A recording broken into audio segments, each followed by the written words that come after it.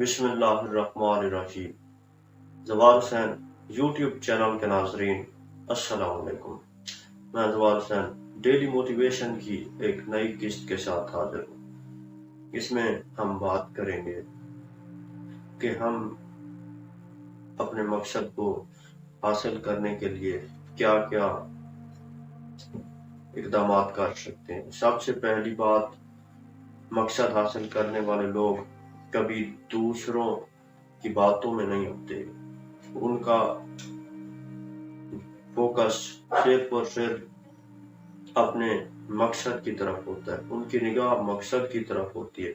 जब इंसान की निगाह अपने मकसद की तरफ हो तो वो भौंकने वालों, बात करने वालों या हौसला तोड़ने वालों की तरफ तवज्जो ही नहीं करता। उसका असल मकसद होता है जो वो उसी की तरफ बढ़ता रहता है। लोग हजार बातें करेंगे, वो आपको डिमोटिवेट करने की कोशिश करेंगे, वो कभी भी आपको बातों ही बातों में तनकीद का निशाना बनाएंगे।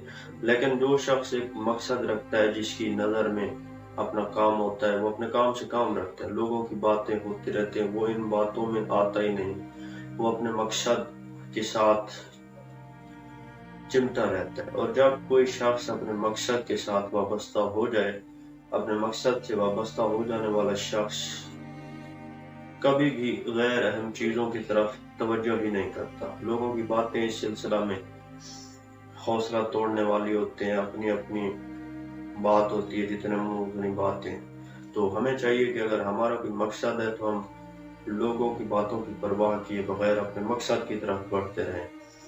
मकसद तभी हासिल होता है जब इंसान मेहनत करता है, और मेहनत के लिए हिम्मत और हौसला चाहिए।